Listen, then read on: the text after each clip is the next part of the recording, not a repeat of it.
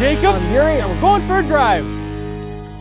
2021 BMW Alpina XB7 with launch control.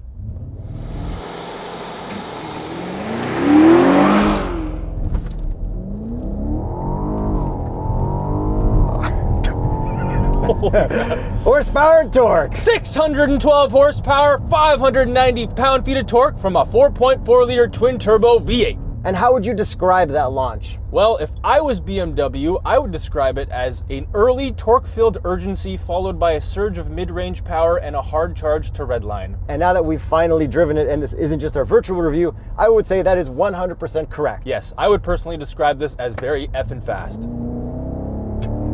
It's so smooth too. Yeah, but it's not like track hog, like aggressive. No, definitely not track hog aggressive, but track hog levels of like thrust. Yes. But just off the launch. Like exactly. When you're in launch control mode, you get like a good kickback. It almost feels like the front wheels want to lift. Okay, so for everyone out there, what is Alpina? What is an XB7? Why isn't this an X7 or an X7M? Alpina is kind of like AMG to Mercedes, or Brabus to Mercedes is probably even the closer one. It's actually recognized as a manufacturer, so what they do is they take a BMW and tune it the hell up. And this isn't Maybach level of expensive. No, but it's quite close, and it's slightly more sporty than Maybach. And they do Alpina versions to a lot of different BMWs, but in North America, we only get the 7 Series and the XB7. Yes. And for this episode, we are using Fujifilm X-T4s that Fujifilm North America hooked us up with. So we're using that for the interior and the static shots on the outside. So let us know what you think of the differences. Is it more noticeable than the other ones? So far, they've been really fun to use with the stabilizers. I personally really enjoyed the stabilizer for the exterior shots, and I think you guys will also appreciate that. But we haven't looked at the footage yet, so we're not sure. Yes, right at this moment, we don't know what this looks like.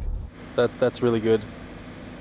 That's excessive amounts of movement with very little actual movement in the frame. So back to how ridiculously fast this actual car is. It can run a 12-second quarter mile, and it's an SUV. It's absolutely insane. Yeah, well, this thing is huge. Yes, and I have driven on a racetrack, thanks BMW for inviting me out to that, and I kept up with an M340i, no problems, and that's already a pretty quick car. This thing is insane on the track. However, this doesn't have enough bolstering on the track, but I'm not going to knock that against this because it's an SUV. And I think this is kind of designed to be a Autobahn cruiser. Oh, for sure. You can easily do 340 as indicated by my speedometer and have no issues. Yeah, but that's not something we get to do in North America. No, but we did take this on a road trip to Ottawa for another press event, and it was so comfortable to drive this all the way to Ottawa. Okay, so speaking of the long drive, we put it in the awesome BMW Lane Keep Assist Radar Cruise, which worked really well, except for one thing. It kind of swayed a little bit left and right more than I'd like, and we've experienced that in other BMWs.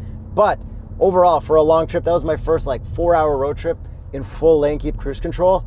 That was the way to drive. Yes, that is the way transportation is going, and I have no issues with that. Only good things to say. If we get back to the point where we can do a lot more traveling and stuff, I'm definitely only going to book press cars with highway driving assist for those trips. Specifically Alpinas, just this one. Well, maybe the Palisade or the Telluride, because I think their lane keep would have kept you straighter, even though they don't really compete with this. Yeah, but there's no Palisade N. That's what I'm saying. We need the Alpina Palisade. Yeah. So this is the same 4.4-liter twin-turbo V8. We don't have a V12 or anything like that. Would have been nice, but there is no equivalent X7M, and apparently there will not be, but there probably will be. And this can kind of act as that. Yeah, it really does up until that point. I think this prices out the same as a GLS 63. Exactly, and there is no pricing available for the new Maybach GLS yet, so I think it's going to be even more expensive than this. Yo, how about that clip of Ludacris bouncing up and down in it? Yeah, just like we did just first. Like we did. Except it wasn't a Maybach. And it was the GLE, but whatever. It was probably to his music. Yeah. But this thing does rip really hard. We have a ZF 8-speed auto, shifts like butter. No complaints about the powertrain in this. It's obviously all-wheel drive. 0 to 100 in about 4 seconds, which is pretty crazy. And if you're enjoying this review, definitely subscribe because we got Hypecember, Pipecember. We got a crazy month for you guys. Hypecember, Pipecember? Yeah. I like Pipecember. Because Doug's got Dougcember, so now we got Hypecember, Pipecember. So I'm actually going to put this into sport mode and sport traction and use my paddle buttons to downshift into cliche corner and really send this thing. And man, it rips pretty damn hard. Like, not even just for an SUV, it just rips really hard. You can feel the rear wheel steering pull you through as well. Yeah, it does have a lot of body roll. You can't really control that, but it does have air suspension, and man, this thing really rips. When I drove it on the track, I was shocked at how fast it went. I didn't expect to be even remotely close to the bumper of that M340i. But why didn't you use your paddles through cliche corner? I don't have paddles, I have buttons like I said. Okay, so buttons on an Alpina are a legendary thing. They've always had buttons. Everyone else has paddles by this point. They kept these buttons, and they are kind of annoying to use because you have to click them really hard, and you kind of don't know which finger to use. They're just not meant to really be used. But they're still bringing them back as a heritage thing, which is cool. It's just kind of like how Rolls-Royce doesn't show your tack. It's kind of like, hey, we did some weird things. You're never going to use it anyways. Keep it in auto. Exactly. But my favorite features of this include the drive modes and the air suspension, because this air suspension has Comfort Plus mode, which is unreal. We used it all the way to Ottawa. So damn comfortable. We also have a Sport Plus. That's how I did my launch. But outside of that launch, I literally just leave it in Comfort Plus, and I think that's where you should leave this SUV. Yeah, unless you're a bad guy trying to chase down good guys in the next Fast and Furious movie or something, in which case, Sport Plus would be great. That is true. I mean, they're using the Defender to chase the James Bond bad guys, so like, not that the movie's out yet, but from the trailers. Yeah, I don't know how well this thing could like off-road and take jumps and stuff, but like through a city or something? Oh yeah, this like if they had to like chase Ronin. If they had to chase down good guys on the Autobahn in Germany, yes, this thing would be great for bad guys. Exactly. But because of that air suspension, we have some of the best stance ever on any SUV. This is the stance that we want on every SUV when we complain that SUVs are too high. Yes, they're meant to be high, but when they have air suspension, to be able to lower them to this amazing stance. Yeah, they should. Like, and especially that last little bit of lowering lowers extra quick, so it looks really cool just from a distance. We should probably get into all of the looks, all of the interior, and everything else with you behind the wheel. Luxury launch control. Send it.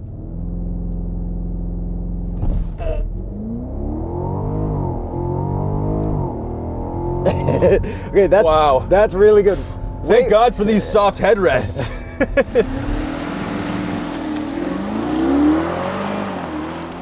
So we do have to get into the launch control mode the same way as all the other BMWs, so it is a little bit tricky. But the first thing I noticed when I ripped it was the tack. Everything is slightly different in here. We've got green going up against the blue background, which is different than normal BMWs. Yeah, and even the font is slightly different on the actual numbers. Yeah, it matches the Alpina font, and even the Alpina logo I think is weird because like that A is stretched out wider than it should be. Yeah, it's cool. But I like it because it's like old stuff. Anyways, let's get to the looks. So first of all, I would love to start with these wheels because that's what really makes an Alpina an Alpina. Yeah, they're 20 spokes and they've always been 20 spoke. Yes, and we have them in 23-inch spec, which is the perfect spec for this car. However, this car is not spec'd out perfectly because this should have the lighter colored wheels and it should be in blue.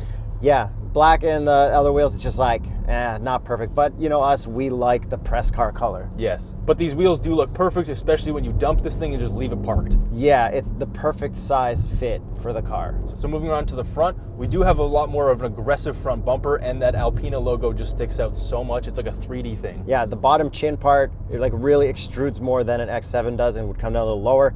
And having that Alpina thing is just the best. But when it's dark, when you're in the shade, you don't really notice it as much. Like, it'd be cool if they found a way to make it like brighter and more poppy, because this is kind of like subtle luxury and people need to know to know. Would you want it to light up?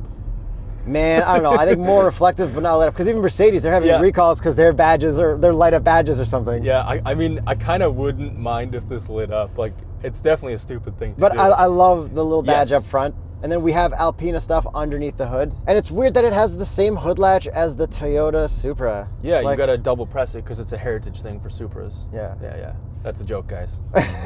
And what about this big grille? It's not even that big. Nah, it's actually pretty small compared to everything loved else. it every single time we reviewed this X7. We had no issues with this particular grille. Yeah, everything from the front looks really cool. And then here's a test where we compare the X-T4 compared to our usual Sony cameras.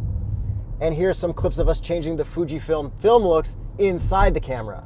Let us know which film look you like the most, or should we just continue to film in standard?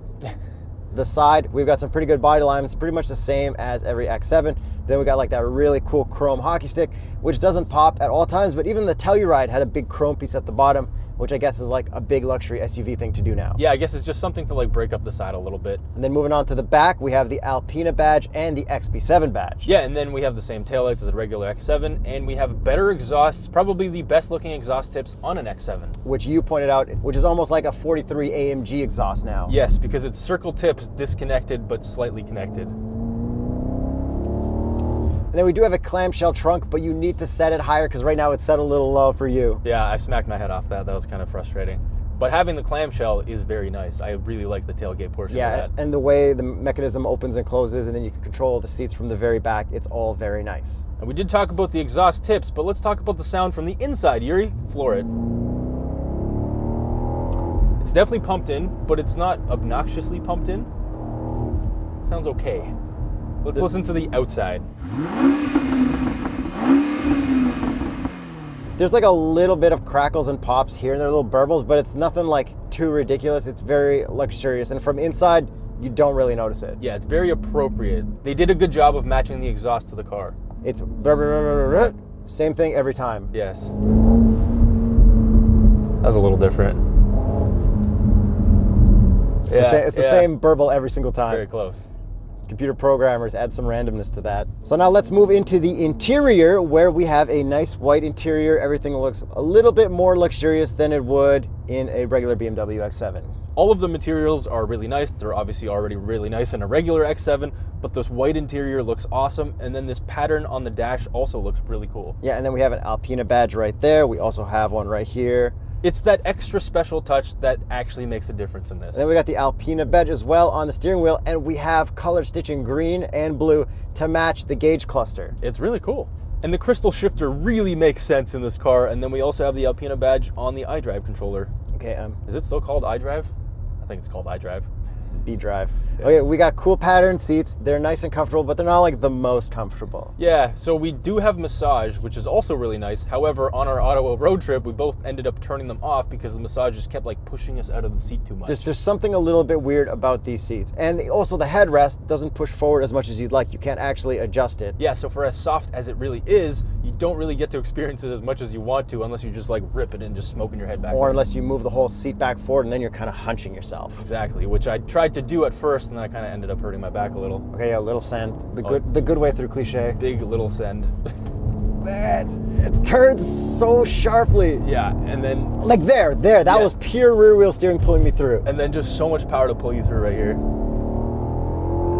Yep. I mean, I could use a little bit more power, but I think this is pretty perfect. Yeah, and the traction is a lot more intrusive in this car than it is in BMW cars, but that's because this is a big SUV. They probably don't want you to topple it over. All right, middle row seats, they are luxurious looking as well. They're comfortable, there's a lot of room. Yeah, and even in the back, there's also a lot of room. However, same problem as the regular X7, where it's luxurious because you don't have to actually move the seat yourself, but it takes a lot of time for that seat to move. Yeah, and then we've got this big sunroof, which has the interior ambient lighting on top, and we got the same old BMW ambient lighting in here, but then there's also a sunroof in the back.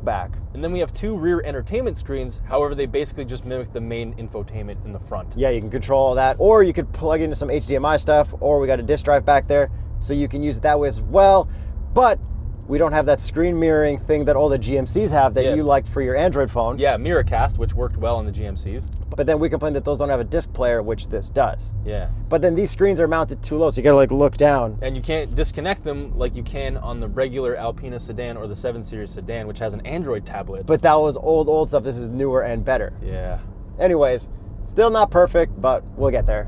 And then if we wanted to put boxes in the back, the X7 did 14 boxes. I don't feel like we should be box testing this, but just for fun, let's show all the boxes. Box test.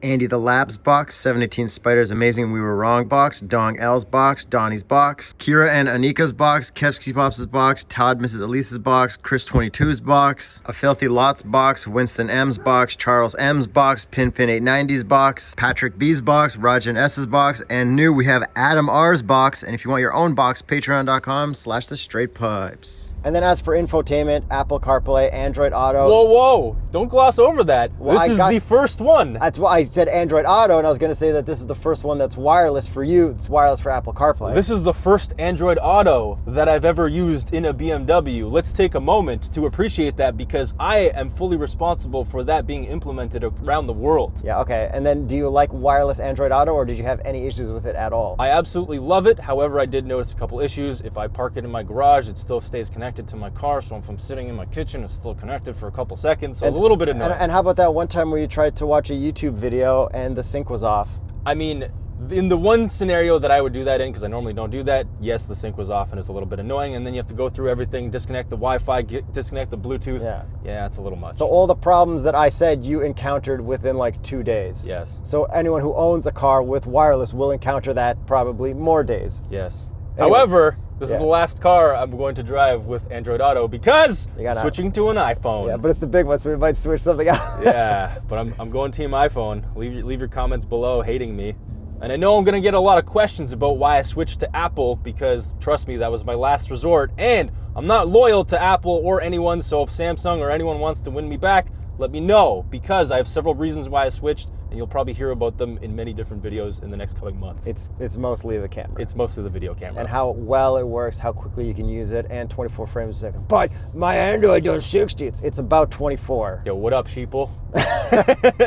All right, so is there anything else? Yes, in the infotainment, we do have a 360 camera, which is fantastic. However, it shows the regular X7, which is a slight disappointment for me. So we're not getting 20 spokes? No. Oh, darn. I know. And we also haven't checked the cup holders. Same as all the other BMWs? Yes, heated and cooled, and visors. 3, 2, 1. Full pass. Good job. All right, that should be pretty much it. Did we break a visor? That should be pretty much everything. Let's get to the price. It's actually a reasonable price, sort of, not really. Starts at $165,900. Canadian. And this one is spec'd out to $179,900. Okay, so that's like 50 grand more than a new Escalade, I think. Yeah, about that.